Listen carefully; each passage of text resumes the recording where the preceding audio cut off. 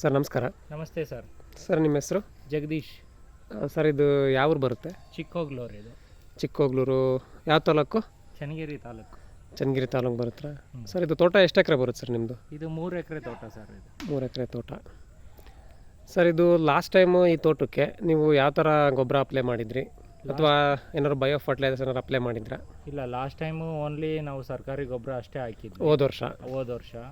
ಆಮೇಲೆ ಅದಾಗಿ ಮೇಲೆ ನಮಗೆ ರೆಡ್ಡಿಶ್ ಭಾಳ ಬರೋಕ್ಕೆ ಸ್ಟಾರ್ಟ್ ಆಯಿತು. ಅದು ಗಿಡದಲ್ಲಿ ತುದಿಗೆರೆಗಳು ಎಲ್ಲ ಈ ಸೀಸನ್ನಲ್ಲಿ ಭಾಳ ರೆಡ್ಡಿಶ್ ಬರೋಕ್ಕೆ ಸ್ಟಾರ್ಟ್ ಆಯಿತು.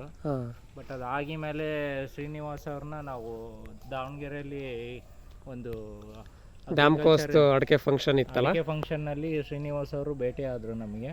ಅವರು ಭೇಟಿ ಆದಾಗ ನಮಗೆ ಬೇವಿನ ಪೌಡ್ರು, ಆಮೇಲೆ ಬೇವಿನ ಎಣ್ಣೆ ಪ್ಲಸ್ ಅಡಿಷ್ನಲ್ ಇನ್ನೊಂದು 3-4 ಐಟಮ್ ಹೇಳಿದ್ರು.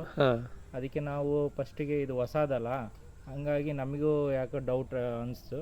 ಬಟ್ ನಾವು ಅದಕ್ಕೆ ಶ್ರೀನಿವಾಸ್ ಅವ್ರಿಗೆ ಹೇಳಿದ್ವಿ, ನಾವು ಫಸ್ಟಿಗೆ ಒಂದು ಅಪ್ಲೈ ಮಾಡ್ತೀವಿ, ಸಕ್ಸಸ್ ಆಯಿತು ಅಂದರೆ ನಾವು ಕಂಟಿನ್ಯೂ ಮಾಡ್ತೀವಿ ಅಂತ ಹೇಳಿದ್ವಿ. ಹೌದು. ಅವ್ರು ಅದಕ್ಕೆ ಫಸ್ಟಿಗೆ ನಮಗೆ ಬೇವಿನ ಎಣ್ಣೆ ಕೊಟ್ಟರು. ನಾವೇನು ಮಾಡಿದ್ವಿ ಅಂದರೆ ಒಂದೊಂದು ಗಿಡಕ್ಕೆ 1 ಲೀಟ್ರು ಬೇವಿನ ಎಣ್ಣೆ ಹಾಕಿದ್ವಿ ಸರ್.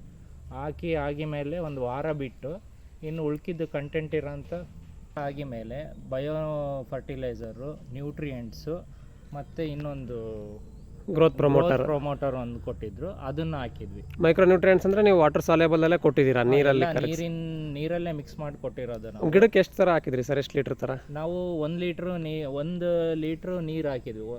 ಅಂದರೆ ಒಂದು ಗಿಡಕ್ಕೆ 1 ಲೀಟ್ರ್ ಅಂದರೆ ಮಿಕ್ಸ್ಚರ್ ಎಲ್ಲ ಕಲ್ಸ್ಕೊಂಡಿರೋದು, ಬಯೋ ಸ್ಟಿಮ್ಯುಲೆಂಟ್ಸ್ ಆಗಲಿ, ಗ್ರೋತ್ ಪ್ರಮೋಟರ್, ಮೈಕ್ರೋ ನ್ಯೂಟ್ರಿಯೆಂಟ್ಸ್ ಎಲ್ಲ ಮಿಕ್ಸ್ ಮಾಡಿರೋದು 1 ಲೀಟ್ರ್ ಥರ ಹಾಕಿದ್ದೀರಾ?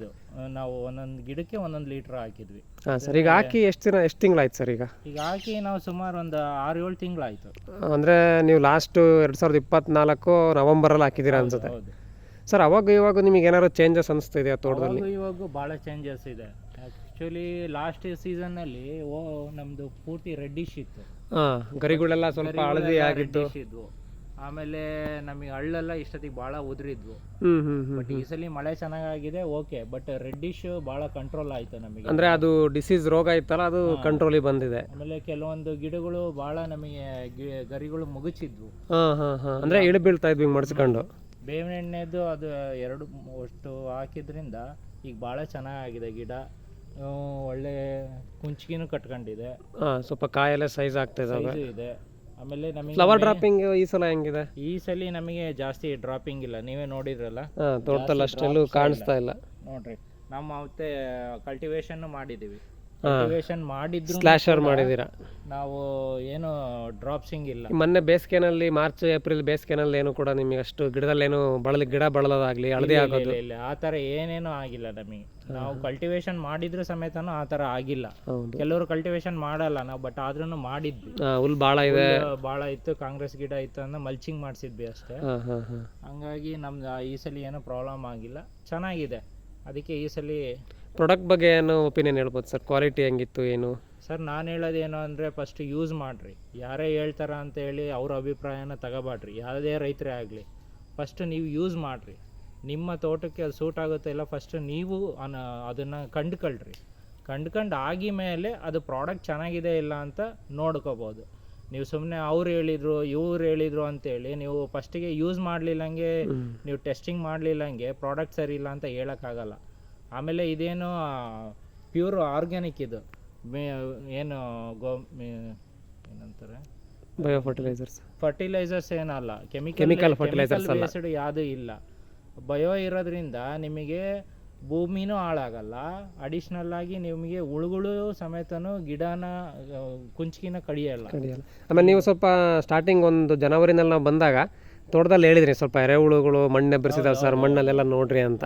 ನಿಮಗೆ ಅದು ಅನುಭವಕ್ಕೆ ಬಂದ್ರೆ ಎರೆಹುಳು ಜಾಸ್ತಿ ಆಗಿರೋದು? ಭಾಳ ಜಾಸ್ತಿ ಆಗಿದಾವೆ. ಆ್ಯಕ್ಚುಲಿ ಈ ತೋಟದಲ್ಲಿ ನಮಗೆ ವೈಟ್ ಹುಳ ಜಾಸ್ತಿ ಇದ್ವು. ಬೇರೆ ಹುಳುಗಳು ಕಡಿಯೋದು ದೊಣ್ಣೆ ಹುಳು ಟೈಪು, ದೊಣ್ಣೆ ಹುಳ ಜಾಸ್ತಿ ಇದ್ವು.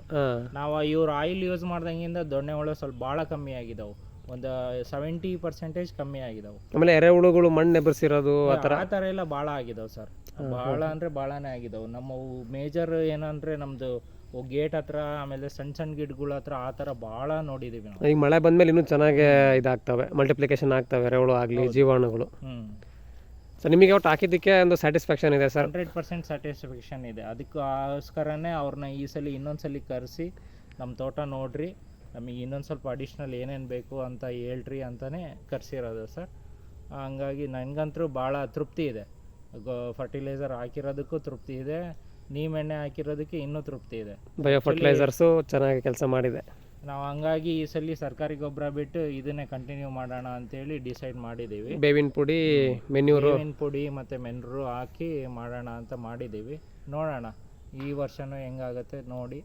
ಚೆನ್ನಾಗಾಯ್ತು ಅಂದರೆ ದಯವಿಟ್ಟು ಎಲ್ಲರೂ ರೈತರು ಒಂದ್ಸಲಿ ಯೂಸ್ ಮಾಡಿರಿ. ಯೂಸ್ ಮಾಡಲಿಲ್ಲಂಗೆ ನೀವು ಯಾವುದೇ ಕಾರಣಕ್ಕೂ ರಿಸಲ್ಟ್ ಬರಲ್ಲ. ಫೀಡ್ಬ್ಯಾಕ್ ಹೇಳ್ಬಾರ್ದು. ಆಮೇಲೆ ನೀವು ಯೂಸ್ ಮಾಡಿ ಆ ಒಂದೇ ವರ್ಷಕ್ಕೆ ಆಗುತ್ತೆ ಅಂತಲೂ ನಾನು ಹೇಳಲ್ಲ ನಿಮಗೆ, ಯಾಕಂದರೆ ಒಬ್ಬೊಬ್ರದ್ದು ಭೂಮಿ ಒಂದೊಂದು ಥರ, ಮಣ್ಣಿಂದ ಇದ್ರ ಮೇಲೆ ಚೇಂಜ್ ಆಗುತ್ತೆ. ನೀವು 1 ವರ್ಷ ಇಲ್ಲ 2 ವರ್ಷ ಯೂಸ್ ಮಾಡಿ ನೋಡ್ರಿ.